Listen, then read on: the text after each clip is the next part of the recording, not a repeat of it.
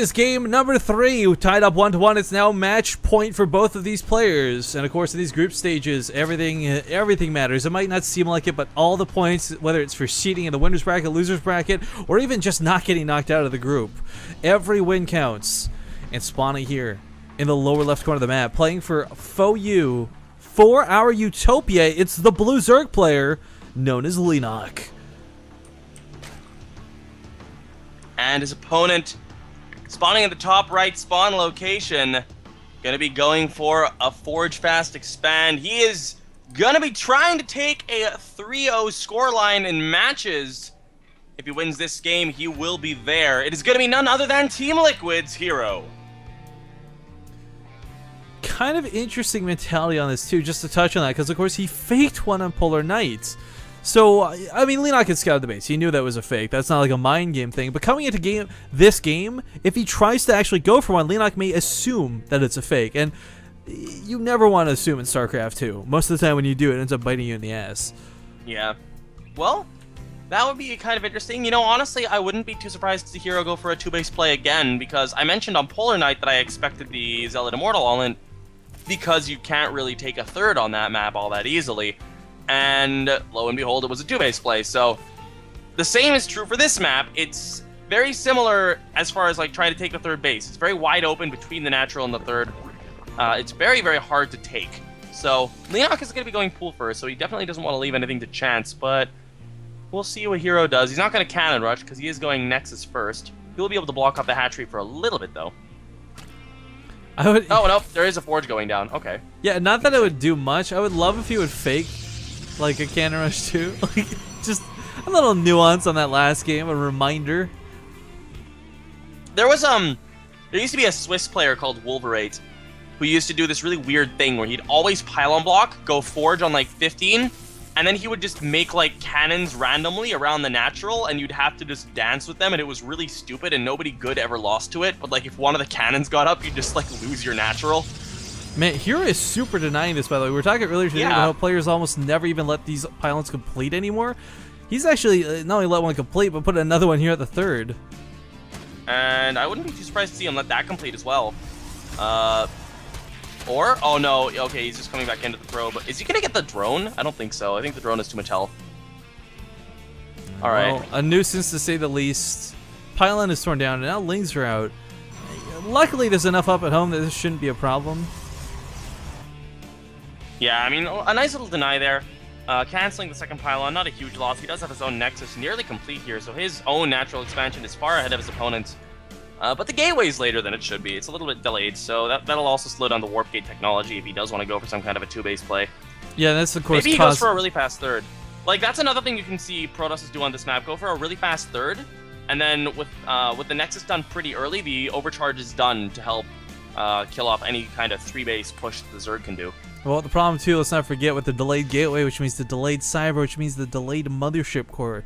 So, in this particular instance, that might actually not be a good thing to do. But, oh, Probe might go down. It's on its way back home. Of course, this is the cause and effect of putting down those extra pylons, guys. It might not seem like a lot, but that 200 minerals for those pylons was that gateway. And one more hit on the Probe will not go down. Womp womp. I would love if he like auto rallied it though back to the mineral line across the map. Like forgot to reset the rally or something. That would be a little bit awkward. I do like how Leenock immediately took that watchtower, by the way. I mean, going for the one in the south would be really nice too, as there's a probe kind of sneaking around down there. Well, you know, the top one is also really nice because it covers a lot of the area where the Protoss will want to put a proxy pylon if he is going for some kind of a 2-base aggression play. And we have a Stargate on the way up behind here, behind the wall in the natural. So the Ling's not going to be all that likely to see that. Actually, maybe a cannon should be able to snipe one. No. Right. I'm getting denied so hard, dude. My finger's been on the button this like whole time, just like waiting. Oh, we haven't had first blood yet, have we? No, it's a pylon that died, so it doesn't count. Yeah, pylons don't bleed. Well, neither do zealots technically, but they still first blood, I guess. They like burst into flame, but do no damage to anything around them. Oh, here we go. First blood. Yeah. But no, I've always kind of thought like when zealots die, they should do like a small AoE, not like a lot, but like a small, like 1 damage even. That would be so horrible. They burst It's like, into oh. flames, man! It's like, oh no, your Ling's surrounded by Zealot. Everyone would just go 4-gate pressure every single game and win. That would be amazing. I'm not even Protoss, but I'd race switch for that. Of course you would. You'd win GSL. You guys can't see Penguin, but he's just got the biggest, like, what are you talking about face on right now? Like, Rifkin, shut up! Don't give David Kim ideas, he might be listening. Okay, Alright, well, Leenock, he doesn't... Well, I was gonna say real quick, he did not scout that Stargate, so again, Hero's actually gonna go kind of unseen with this. I don't know that it's not really a big surprise with Phoenixes though. Like, if you get Void Rays out quick and you snipe off a base with a Mothership Core, that's surprise! But with Phoenix, it's kind of like... Yeah, well, Phoenixes, again, they're so limited by their damage through that energy mechanic. Oh my god, this little dance going down. Oh, the probe dies. The probe that wanted to build the third.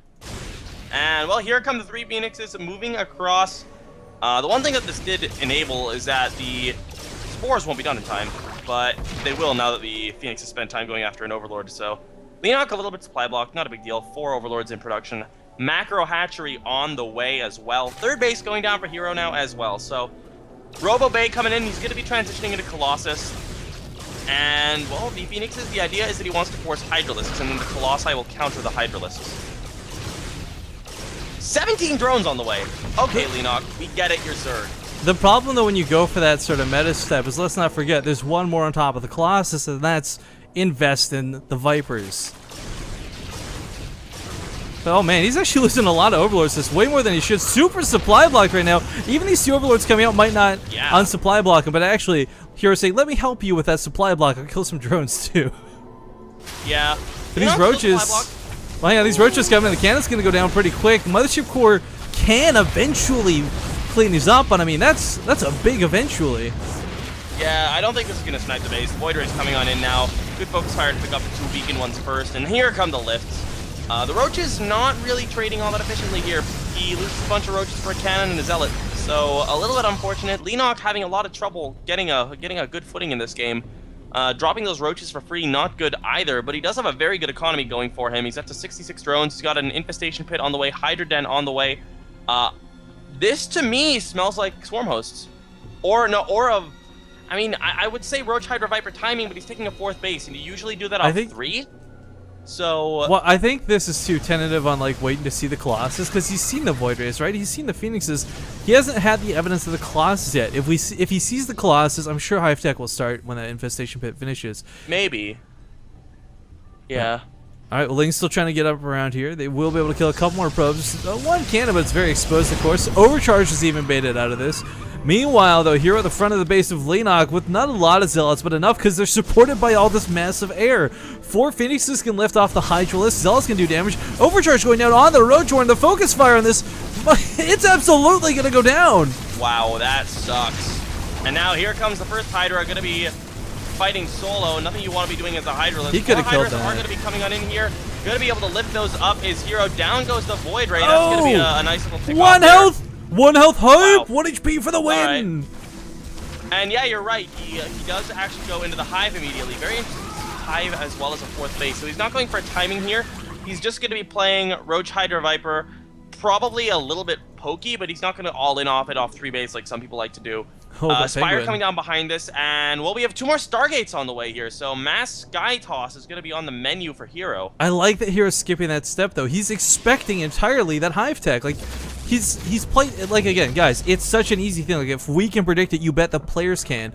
And it's one of those stepping stone things. You gotta change your step up that ladder instead of going Hydra, Colossus, Viper. Oh, the force fields. Beautiful force fields. A little too many utilized, of course, but needed them to kill those roaches. But, you know, not for naught, we got the Spire on the way, so expecting a lot of Colossus will have Corruptors out. So just because this is an air switch doesn't mean an auto win. Corruptor Mutal is still very hard to deal with. We saw that in Game 1. The Void Ray gonna give its life for nothing in the top left. I love watching when things fall off cliffs and stuff too, like corpses and pieces of Void Rays. It's pretty awesome. The physics in this game are so good. They really are, but, man, okay, so Hero... If he gets a massive Void Ray count, actually the Hydras won't be the greatest things, because between the Void Rays and the Colossus, they can contend with the Hydras not too poorly. Oh wow, okay. Alright. There's a big push coming up towards the fourth. There's not really all that much on the ground. There's a bunch of Lings. The Vipers were in a kind of vulnerable spot, but with no real anti-air except for the sentries, which don't really count. He can abduct, but what's he gonna abduct into? Oh, really nice call. He's gonna be able to abduct the mothership core to prevent the recall. Oh, that is such a sick move. Yeah, and it's gonna really go down. Nicely done. But Hero could actually knock down the rocks. Oh, force field works too. That time warp Yeah. too saved his bot, man. I got all the hydros in that. So even though it went down, even though the recall couldn't go off, great moves out of Hero at that last second. But Leenock, I gotta give him props. That was pretty cool. I was like, wait a minute, did he misclick that? Then immediately I was like, oh, he doesn't, like, if you're not in range, you can't recall.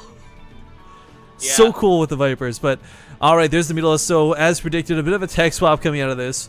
But again, for Hero, also a bit of a tech swap, getting the Templar Archives up behind this. Storms aren't the greatest at hitting those clumps of Mutalisk, but Archons certainly are. Yeah, if you can have Archons support the Void Rays, whoa, big burst of Colossus rays go off, killing about 20 Lings there. Oh, but abducts and go down. Can he get the feedbacks? Can he get the feedbacks? No feedbacks go down.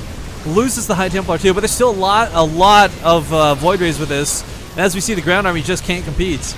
But it's not the Ground Army that's scary, it's the extra Mutalisks that are coming out next. How many mutants are on the field? We only have 12 so far, so it's not really like a death number, but with so much non-anti-air on the ground here, there's no real stalker count. There's no Archons just yet.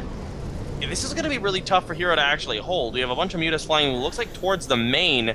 He's going to be going into trip. Oh, he actually does have a few Phoenixes on the map. He's got 3, actually he's got up to 4, 5, 6 Phoenixes, so he actually should be fine against this. A little bit of a block here down at the south, but of course these Lings will clean it up. These don't have a lot of upgrades invested in them in the port probe.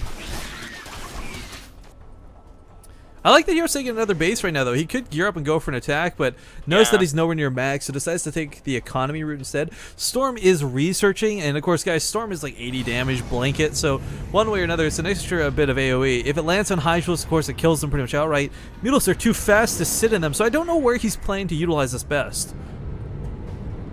Well, we do have another, oh wow, a full Warp Prism going down. I'm not sure what was in it, didn't have time to click it. Wouldn't have been surprised to see a couple of Templar, though. Alright, well, Fleeping coming out. Storm's not done, though. We'll actually see Onion Pulse Crystals this time, which will be nice. So the extra range will be a big thing.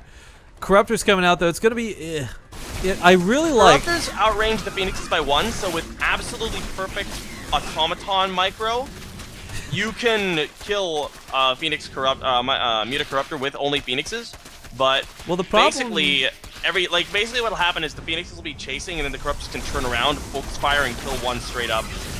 Well, I gotta give him a bit of a shout because he did come on stream to do analysis earlier. Kane does this thing that I love, where you go double Spire, so you get the upgrades for the Corruptors real quick. I mean, Phoenixes...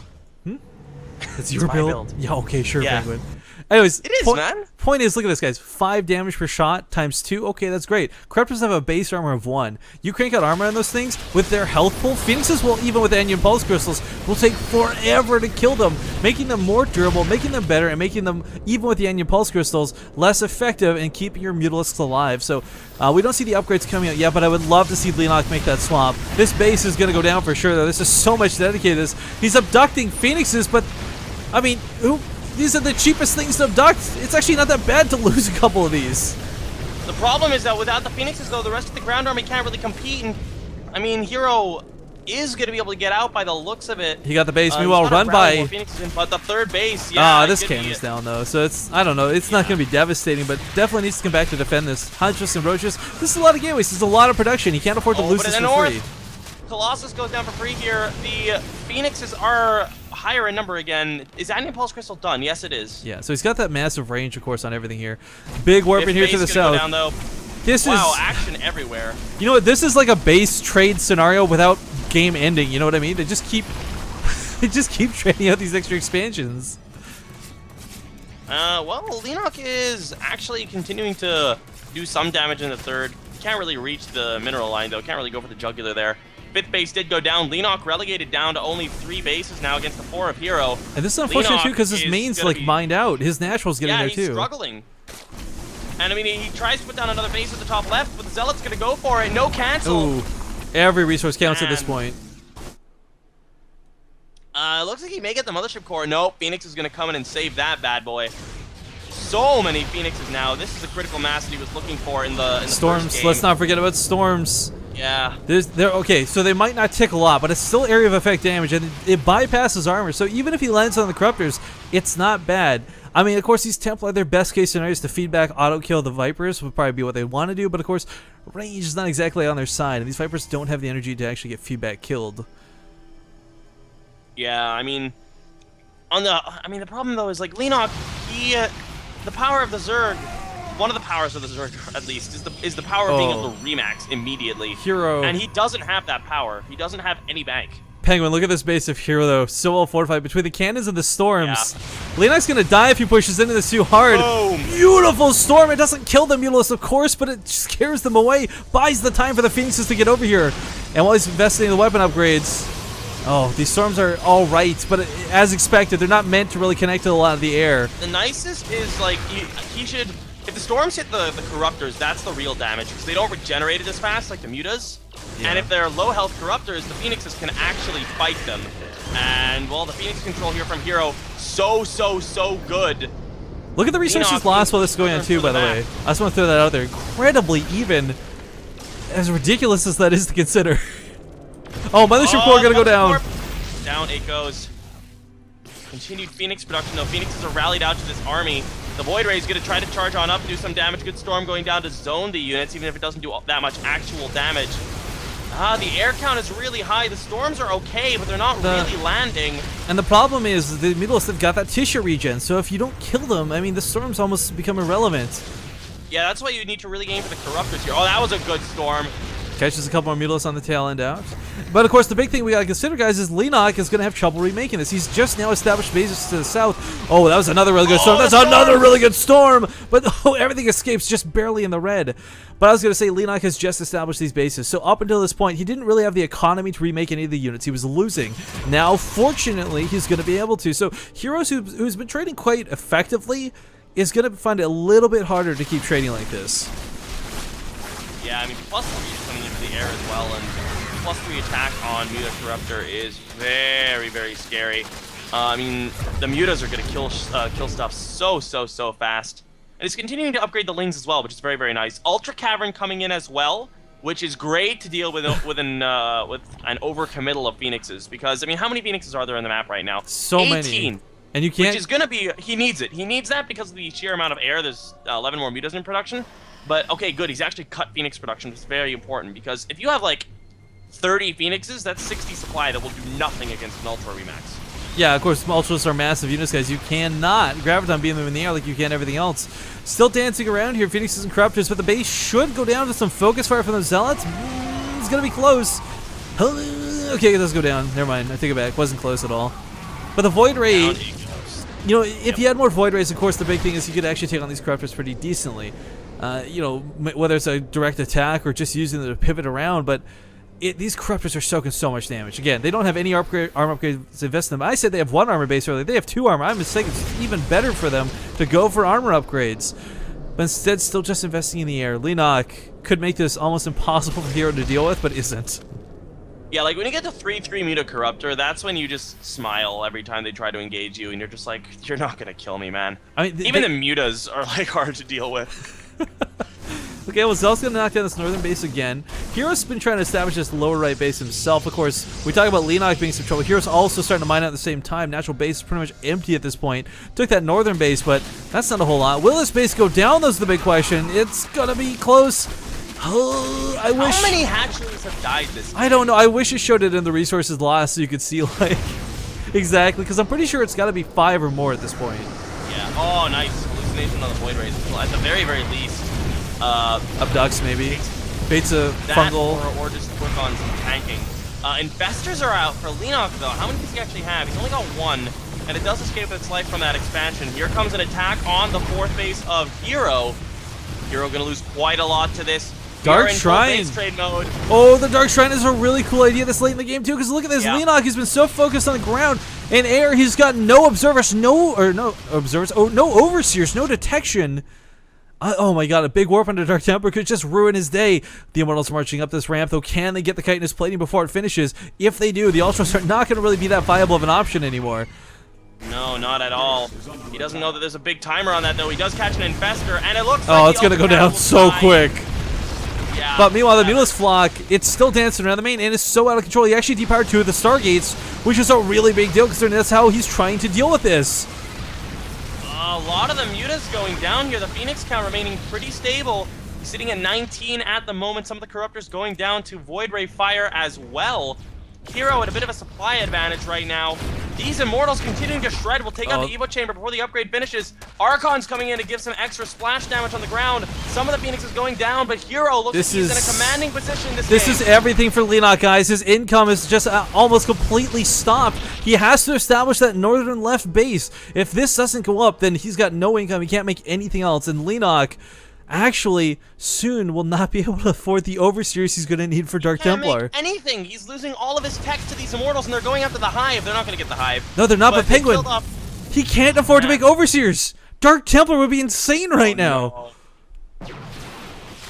I would love to see some DPs. That would be really, really sick. But thus far, Hero just opting to go for more and more mutas. The only way for Leenock to win this at this point is with a magic fungal, like an absolutely magical fungal. Yeah, I mean, if he gets on top of the Phoenixes, we've seen them clump all game. The possibility is certainly there, but likelihood is very slim. He doesn't have the surprise factor. Yeah. Hero knows there are infestors on the map. Oh, and this base being attacked by a couple of Stalkers, it's not a lot, but it might be enough. The Phoenixes are, the Mutals are trying to respond, but the Phoenix is still running rampant over the map, and Hero with this brand new base happily mining. It's a low econ situation for both, but it's a little bit better for Hero. Yeah, much better for Hero, I would have to say. He's got a lot more in the way of income. I mean, income's actually very even at the moment, but with that Nexus coming up at the north side, and a just much bigger army, good storm going down on the mutas. They will be forced to disengage for at least another 20-30 seconds or so. Phoenix is coming in from the side to help deal with this again. More of the mutas going down, 2 of them going down for free there.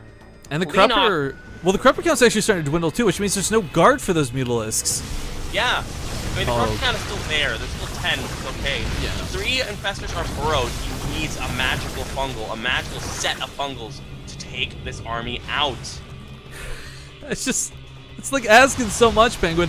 There's 5 infestors on the field, but where are these guys? Okay, burrowed in the middle of the map. Burrowed, so yeah. Protected at least. Following the army around. I still feel like a couple Dark Templar, like not even investing in like 10, like 2, could just start doing work in the main, you know? But Archons, oh god, if he had detection, that would have been GG, I swear. Yeah. The infestors are his lifeline. Like, the Mutacorruptor is nice, but it cannot fight against the Phoenixes without a great fungal. Will he get it right now? Oh, that storm is good. Those storms! Those storms are so good! He does get the fungal, but the Archons are here, so unfortunately, Leenock can't afford to take this game down. The Phoenixes get free. Good game! Hero will take it over Leenock 2-1 in what was the most butt-clenching battle of all time. He got the fungal he needed, but as you said, the Archons moved in at the last point, and you can't fight stationary. You can't have your mutas just fighting against Phoenixes with Archons under them. It just isn't going to work all that well, and Hero, really, really good play that entire game, and that's going to put him at a 3-0 in the group. Yeah, ace for the end of that game, man. Like, yeah. All right, who are we casting next? It is going to be, because we actually have no downtime this time, Show versus Tasia, guys. Sick.